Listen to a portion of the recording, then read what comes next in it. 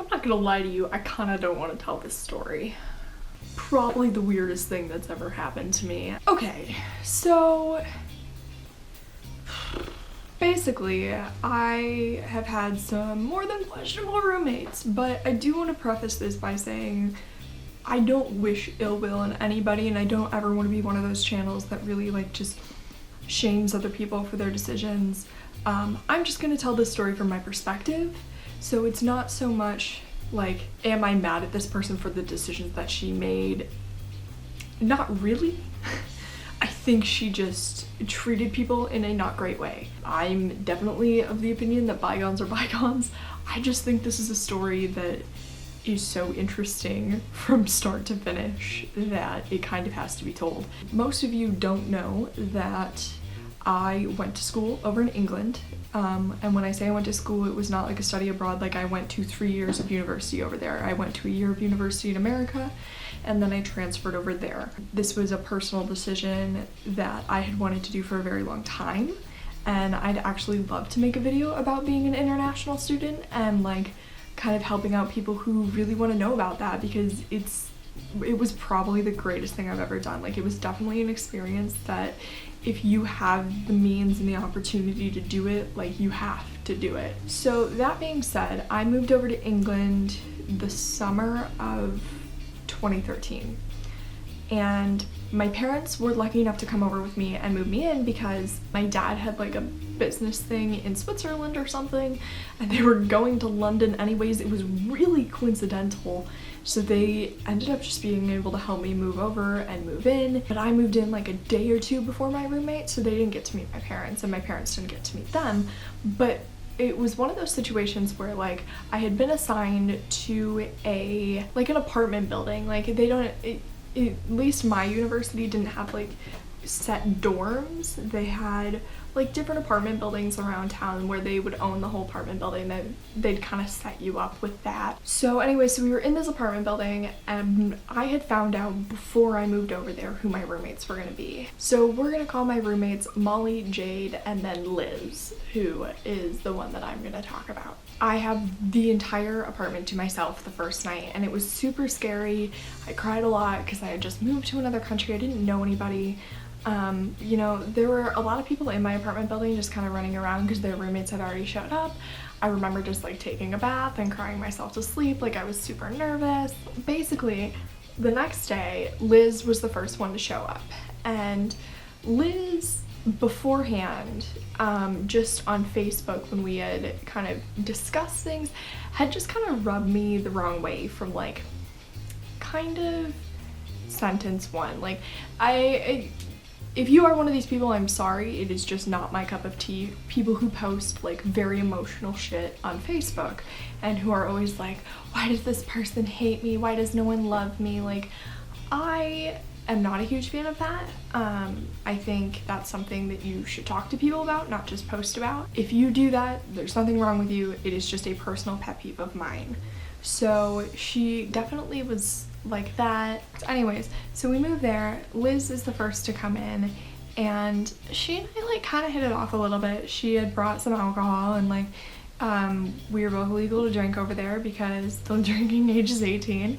We started just kind of like drinking and having like a little bit of a conversation, and she starts telling me she just doesn't like to do things, and she just was complaining from like second out of the gate. To me, I'm like, there's a time and place to complain. When you first meet somebody and like your first 15 minutes is probably not that time and place.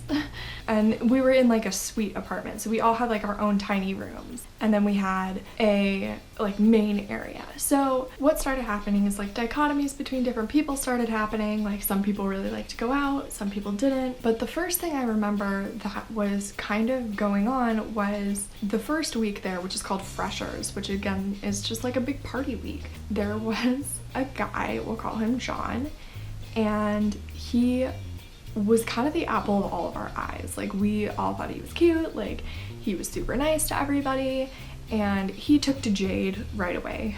But there was another John, so we ended up calling this one Hot John, and the one who came up with that name was Liz, who, like, in hindsight calling him this is hilarious because we're still so close. he obviously fancied Jade right off the bat, but Liz was like in love with him from probably minute one. And she would talk about him, and when like Jade and John started getting together, Liz was very upset, like very, very upset. Like she didn't talk to us for a while. It was drama right off the bat, and all of us kind of didn't understand it. Because at least in my mind, like if I like a guy and he likes somebody else, like I'm gonna move on. Like especially if it's somebody I just met, like it's not like I've had a long time knowing this person, you know? And so, oh my god. So then I personally, start getting really sick. And I have quite bad lungs, and because the air in England is so damp, I picked up walking pneumonia. For me, is not super uncommon. Like I have bad lungs, it's not contagious, I get bronchitis super easily, but I'm also always cold. Well, she complained about being always hot, so what she would do was open all the windows in the apartment, and meanwhile I am like hacking up lungs, and I don't know why I'm so cold, and I'm turning the heat up. And, you know, I'd say Jade and Molly were super, super, like, empathetic to my condition because they could hear me hacking. I mean, it wasn't like I was just pretending like this was going on. And Liz, got so upset that I was turning up the heat and that I was trying to close the windows, and I kept trying to explain to her, I'm like, I am really, really sick. Like, I can't get better if you keep doing this.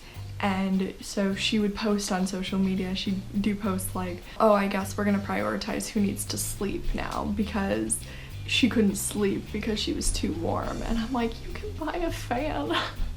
I'm like, I have a portable heater so I can make your life easier, but you could buy a fan, like that is also possible. So she very quickly started to dislike me. I think it was also because I'm a person who's not super afraid to speak my mind. I had no problem telling her if things were weird, and I was also really sarcastic, and god, there's so many different things about her that I could say. I'm gonna try to stick to the main ones. She would do nothing to help out ever, and the rule was our rooms could be as messy as we wanted, but the rest of the apartment had to be pretty clean, because if we were gonna have people over, we wanted it to look nice. Well, she did not take that rule well. These two things stick out in my mind so hard. So she had bought blackberries, and she'd bought like whipping cream that she was gonna whip up herself, instead of just like ready whipped cream, because she was like, I just really want blackberries and cream. So she whipped up the cream and the blackberries, ate like 4 of them, and then left them on the windowsill in the main room for like 2.5 weeks. And it molded and it smelled disgusting. All 3 of us were kind of mind-boggled that this was going on. And then she had quite bad acne, which, you know, most of us do. She had a peel-away mask that like you take off in one thing. She left it on the windowsill in the main room. And now, like, mind you, maybe you guys are better with cleanliness than I am, but I'm a fairly messy person. Like, I'm disorganized for sure. But that to me, even being a messy person, was like, I can't deal with this. On top of that, she was just super aggressive to anybody we brought over. Like, very, very unwelcoming. Like, she would sit in our main room for long periods of time. I mean, she was always in there. She was always watching the Food Channel at like 3 in the morning when we're all trying to sleep. She's watching the Food Channel, and anytime we brought anybody over, she'd be like, oh my god, I can't believe you're bringing people over. And I had a friend visiting from America who, this whole different story, she hated her, like hated her. And I remember we were playing this game. I had a big map on the wall because nobody in England knows where I'm from in America because it's not a big city. So I would, you know, point, that's where I'm from, that's where, you know, Liz is from, that's where Jade's from, that's where Molly's from. So we all kind of could learn geography, etc., etc. We were playing like a geography game, like, oh, where's Africa? Oh, where's... And she was like, yeah, I'm from the Philippines. And all of us were very confused because we had never heard this before. And we had heard that she was from Yorkshire. And we were like, oh, what do you, we didn't realize that you moved from Yorkshire. And she goes, no, the Philippine Mountains in Yorkshire. Now, I don't know what the actual mountain range is called, and I don't really care to look it up. It's not the Philippines. She's not from the Philippines. She also thought Africa was a country. And my American friend, who's incredibly intelligent, was kind of like schooling her a little bit in geography, And Liz got fucking pissed, like just really mad. And Liz's brother, who would come down every once in a while, was there the weekend my American friend was, and he was like falling for her. Well, Liz had basically a conniption fit about this and said, you know, your friend's the worst, blah blah blah blah, and was just so mean to her. She did say something that forever makes me almost miss her. I mean, it was just so fucking iconic. So she always complained about money, which if you're a college kid and you're paying for any sort of, you know, room, board, tuition yourself, you're broke. Like, sorry, you're broke. Unless your parents are paying for it, you're broke. And so she would get financial aid, but she would always spend it on really stupid shit. Because in England, you don't really necessarily have to spend it on tuition or anything that you're living off of.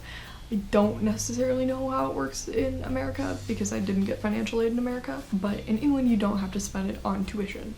So she had gotten it and was like buying like rings for her mom off of like TV infomercials, and then she was buying insane amounts of just dreck, I guess is the best way to put it, like just really random stuff. She always complained about money, like always, but then never was able to save it or do anything smart with it.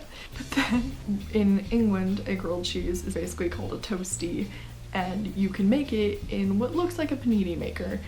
And there's the ever-loving debate of, do you keep the crust on or do you take the crust off? And some people like it one way and some people like it the other way. It's just kind of a British thing. Flat out one day we were having this debate with a bunch of people in our apartment, and she just went, yeah, I can't really afford to cut the crust off my bread. And all of us just sort of looked at her like, sorry, what? What are you talking about? Like, you just bought like a $150 ring for your mom, but you can't afford to cut crust off your bread. Like, it was just one of those comments that all of us tried so hard not to laugh at, like, because it was just so ridiculous. It was so ridiculous. Anyways, so we kind of decided that we really didn't want to live with her the next year, and we had kind of already talked about living with her the next year, very early on, like second month we were there, we were like, yeah, let's all live together, blah blah blah blah blah. And then when it came time to go choose a house, we couldn't do it. We couldn't bring ourselves to come and live with her. Basically, we decided that Molly was gonna tell her, because Molly was kind of the most neutral. Like, we knew by this time that she really didn't like me, and we knew that she and Jade were like Jade tolerated her more than anybody. And so Liz thought Jade was her best friend, absolutely. We decided to make Molly do it, and I remember calling my parents, because I'm the type of person, like, I'll feel bad about hurting anybody's feelings. Like, I definitely felt bad about telling her we couldn't live with her. Well, she freaked the fuck out, you know, screaming, crying. We all stayed at somebody else's house that night. I don't think I went back to my room for like another week or two, and we all kind of decided we had to talk to her in our own time. So I decided to talk to her and just explain like why I didn't want to live with her, and I just was gonna have a very adult conversation and just be like, hey, you know, I wish you the best. I really hope you find somebody else to live with. Just for me, I don't think financial security is gonna go well, and I don't appreciate how aggressive you are, and I don't appreciate your lack of cleanliness. I just don't think we make good roommates. Oh my god. So she starts going off on me, and I mean just screaming, just calling me names, and she called me one which turned out to be my nickname for like the next 2 years that I lived there, which was a manipulative ringleading. She had got it in her head that I had orchestrated this whole thing, that I had convinced everyone that I didn't want to live with her, so nobody else should want to live with her. And meanwhile, I'm like, nope, it was pretty much a majority decision. Oh my gosh. So she called me a manipulative ringleading, which at the time hurt so bad, because in my mind I was like, I hate being thought of as manipulative. I don't think I am a manipulative person. I don't think I'm smart enough to be a manipulative person.